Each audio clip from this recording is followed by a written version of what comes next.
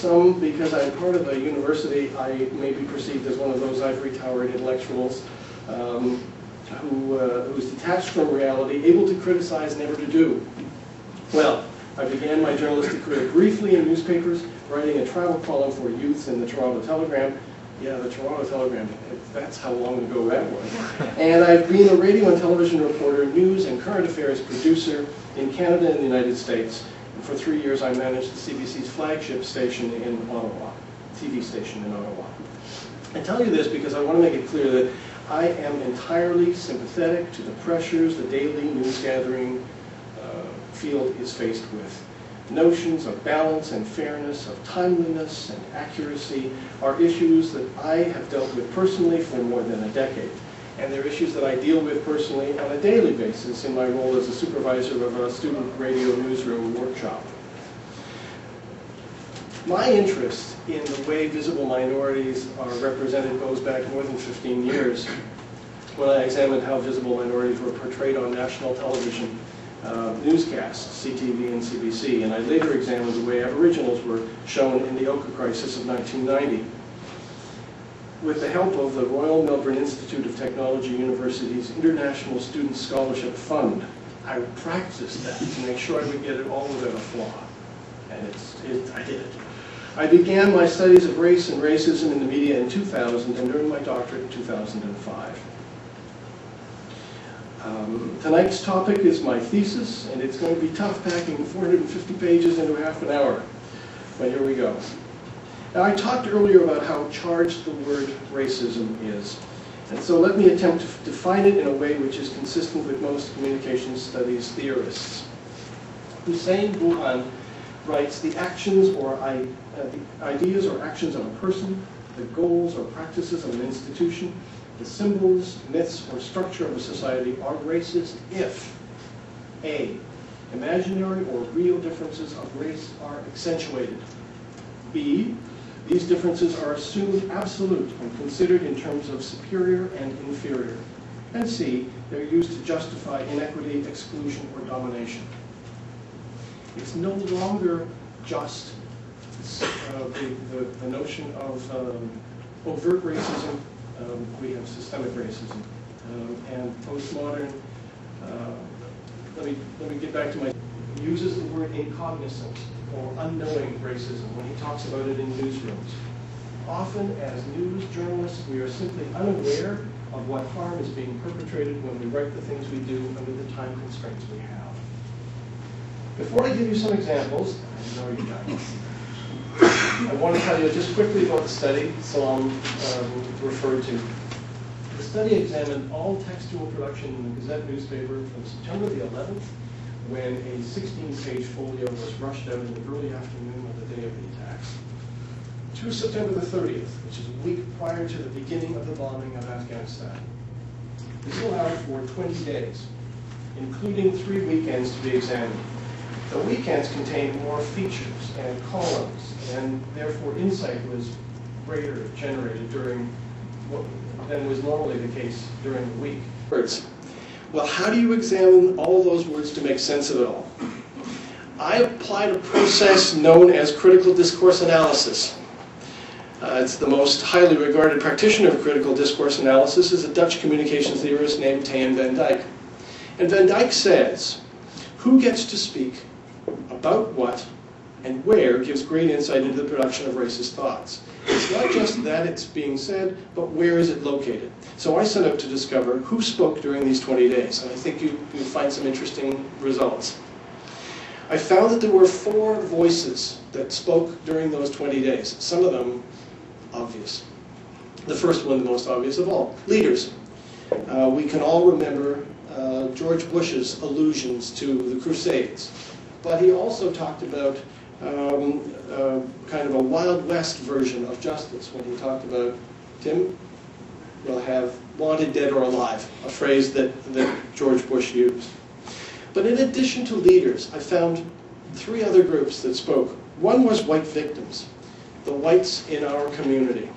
And interestingly, over the course of these 20 days, the Gazette wrote a total of 30 what I call coping stories. How do we get over this? What do we do with this?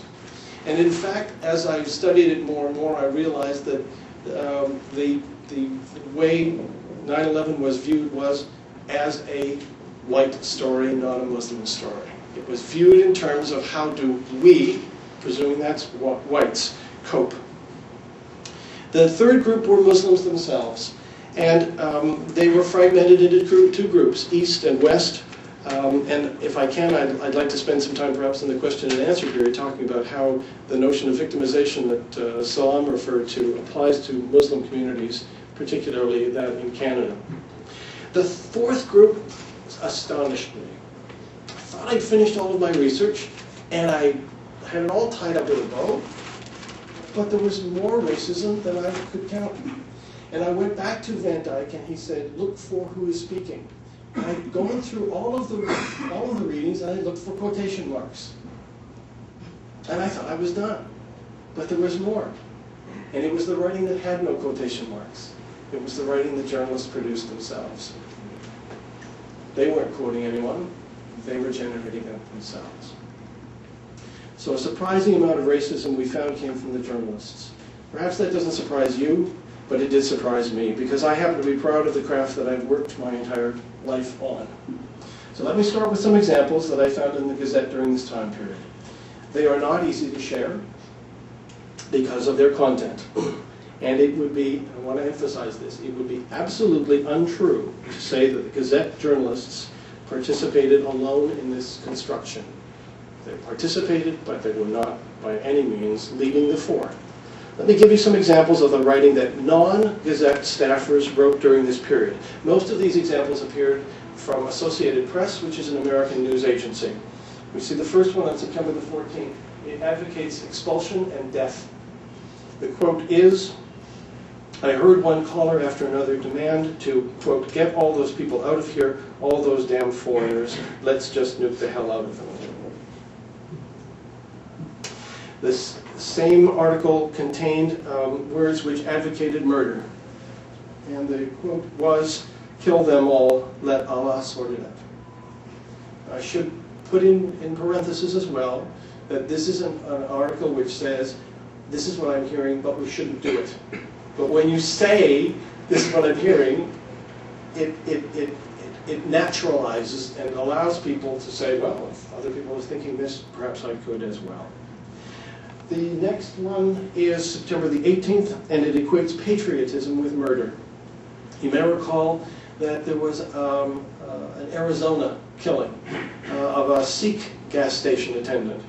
The man's name was Frank Rock. Associated Press quoted Frank Rock, who murdered a Sikh gas station attendant, as saying, quote, I'm an American, arrest me, let those terrorists run wild. Clearly saying we have to. I mean, he's advocating action by using inverse logic, if you will. The next one is racial profiling. An Associated Press story quoted Republican Representative John Cooksey of Louisiana. He spoke of his idea of what terrorists look like. Quote, if he's got a fan belt around that diaper on his head, that guy needs to be pulled over and checked. This came from Associated Press on the 21st, and essentially is racial profiling. The next one is what we call minimalization. On September the 28th, not a Gazette reporter, but a Southern News reporter wrote of Osama bin Laden.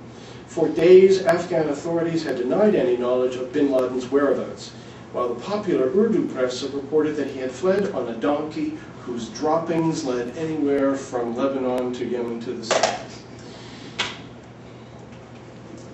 And the last, second last, Wall Street Journal, 29th of September, quotes John Burnett, a 12-year veteran, DC-10 captain for freight carrier FedEx Corporation, who urged passenger plane pilots facing hijackers to, quote, drive your fingers into his eye and try to feel your fingernails. It said skate, but it should be scrape. The back of his eye sockets.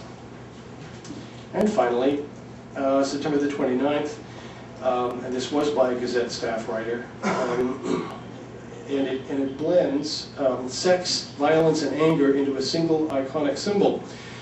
Quote, near ground zero, a Con Edison truck had a digitized image of the Statue of Liberty with her middle finger on the on position and the caption, we're coming. blank, blank, blank. There are others. I chose the most graphic. I think it's fair to say it's difficult to find words to describe them as anything but that there's a lot of meanness out there. And a huge amount of violence, real and threatened, in these remarks. But let me reiterate, I cannot say whether the Gazette was better or worse than other newspapers. I am at the early stages of an analysis that looks at La Presse during the same period and sees what La Presse did.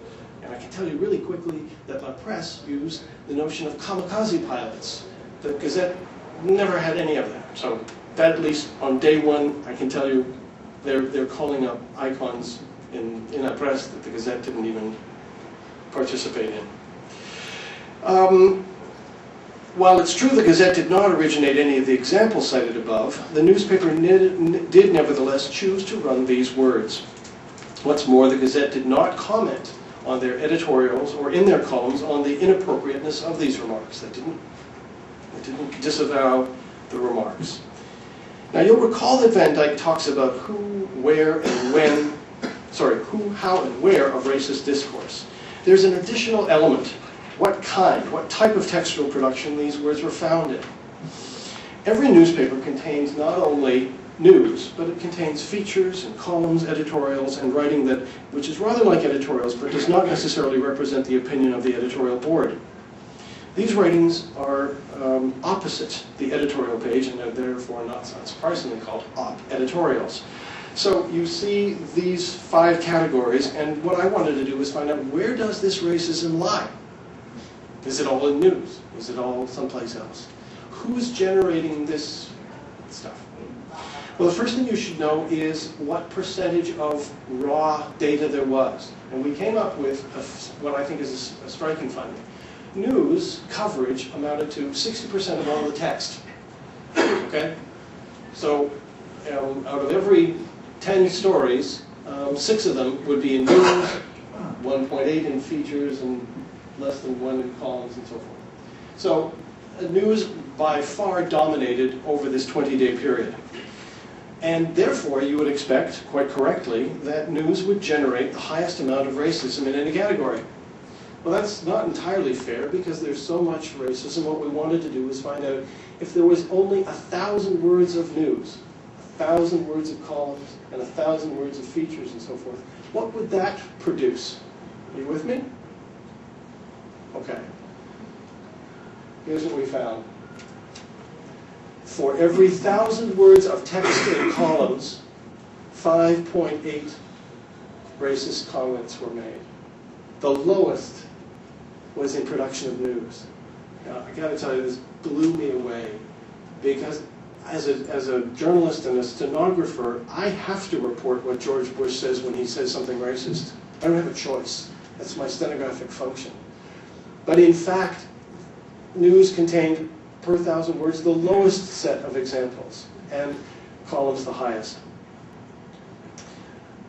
Columnists have the luxury of taking 2 days and more to construct their argument.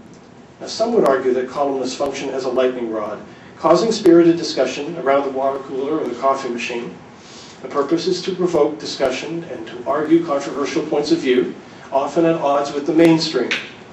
So you'd think that some columnists would write pieces which went against the flow just to foment reaction. Well, in fact, of the 44 columns we examined, 2 provided an anti-racist discourse.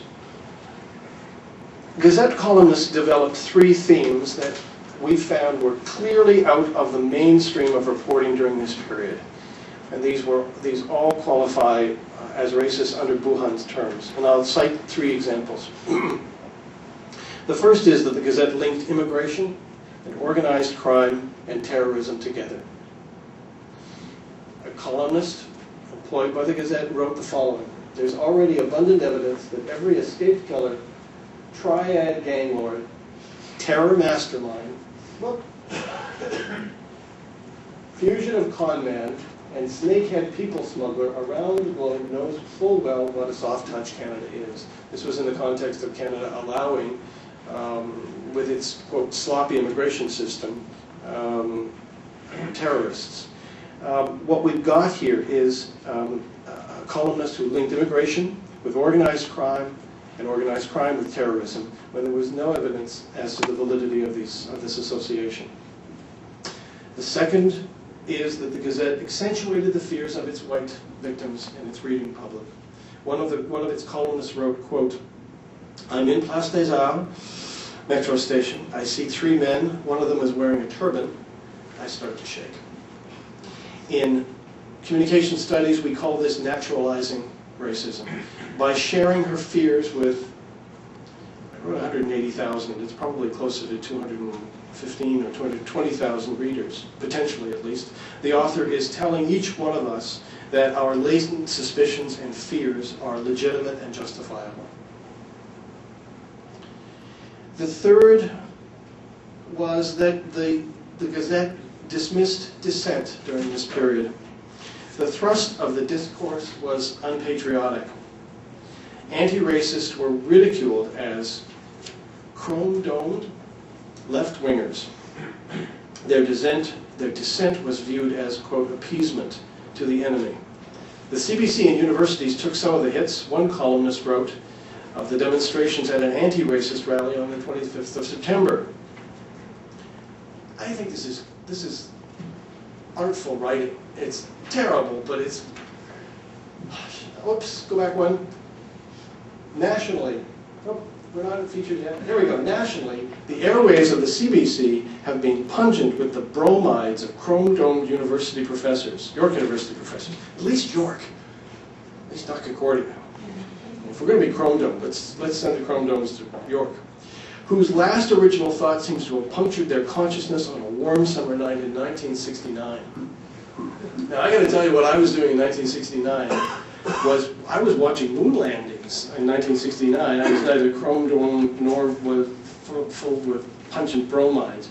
It's a very interesting piece of writing, but it ridicules dissent at its fundamental, and I think that's unfortunate. I want to cite one final example of a feature article and then talk about the impact of these words. On the 21st of September, a Gazette writer had decided that the violence against Muslims ceased to be a story at all. Quote, "Sure," she wrote, "there have been anonymous threats, death threats, directed at members of the Muslim community in general. And some Pakistani Muslim women who wear the hijab head coverings have been told that they had better not be caught out walking at night. But the threats have been few." Let's look at the statement, "the threats have been few." A report in the Osgood Hall Law Journal by Reem Badi in 2003 quotes a Montreal Police Department report as saying that there were 40 instances of racist attacks on Montreal Muslims in a 30-day period after 9/11, an average of more than one per day. Nationwide, the Canadian Islamic Congress reported that there was a 16-fold increase in violence perpetrated on Muslims in the year following 9/11 compared with the previous 12 months, up from 28 in 2000 to 481 in 2001, the year following the attacks of September the 11th. When I came back to Canada, I was so hoping that I'd find my newspaper, my Gazette, was challenging the conventional wisdom. It was fighting the rights of our Canadian citizens who were being targeted, whose women were fearful of walking the streets, but that's not what I found. And I worry that the seeds of reasonable accommodation were sown that night, or those days following September the 11th, 2001. Now, I promised to balance my remarks. And one of the interesting things that you'll find about many of us in academia is that we take one position and we stick with it. Well, in journalism, we try to provide balance. So one of the things that I wanted to do was look for anti-racist statements as well as racist statements. It's not fair to just pick apart a group and not look for its contrary position. So I want to share with you three statements. The first one was published on the 14th of September, and the Gazette had a long piece, and they quoted an article, quoted a speech. I think it was at the Washington Memorial, and it says, "These are trying times, but we must resist the temptation to descend into the dark recesses of our hearts and slap everyone who looks a certain way or talks a certain way with a hateful label. We must not let our inner demons make us one of them. It's interesting because we're talking about us and them nevertheless. We'll go to the next one. On September the 17th, a second anti-racist statement was published. We must lay aside the quick, potent energy of blind rage, said Reverend Canon Nathan Baxter, Dean of the Washington National Cathedral. We must not allow ourselves to become the evil that we deplore. And the final one came on September the 17th as well. The knee-jerk reaction, the thing that we believe will make us feel safe, is to retaliate with force against people who are not like us. The only way through this is to stop the cycle of hatred by encouraging human solidarity, tolerance, and understanding. The alternative is just too horrific to contemplate. And this last statement was by a Gazette columnist, to her undying credit. In all, you might be interested in knowing how many anti-racist statements there were. We found 22. We found over 1,000 racist statements in the same time period. I want to conclude with some thoughts. I have a lot of time for the people who work at the Gazette. They're my friends, and I taught many of them. No one at the Gazette would, I expect, admit to being racist. For the most part, the language was more thoughtless than deliberate. I want to be clear. There was and is no secret conspiracy to foment racism against Muslims in the Gazette newsrooms or any newsroom that I've ever been in. Andrew Phillips was not a member of the Gazette news team on September the 11th, 2001. A number of the staffers who wrote racist texts have since left. I hope I've also shown, though, that the Gazette was not alone in this construction. I can't tell you whether other newspapers were guilty of it and to what degree. I am, as I said earlier, embarking on a study of La Presse for the same time period. And perhaps we'll have another meeting in a couple of years, and Andre Pratt will be our guest of honor, or the publisher of La Presse. I think at the same time it's also possible to suggest the Gazette took the conventional route in joining with other media in the racist representation of Muslims. The courageous thing would have been to have fought the tendency to lash out against the nearest persons associated with the violence, Montreal Muslims, people who were completely blameless, and who have fought to ensure that they were as safe as any other Canadian citizen expects to be in their homeland. We have to fight for the freedom of our fellow Canadians. I want to finish with a couple of thoughts. Have you any idea how many people occupy the newsrooms in Canadian press rooms these days who are visible minorities? We'll change the next one. Here's a question for you. Visible minority population in our print newsrooms is less than what percent? 1%? It's better than that. Give them credit. 5, 10. I'm hearing 5. Well, give me 3. Now let's ask the next question, which is, what is the national percentage of visible minorities and Aboriginal peoples in this country? 10? More than that. It's, sorry? Visible minorities? At least 30. According to Statistics Canada, and the latest statistics only of the year, gosh, they're not even really all that well produced for the last census.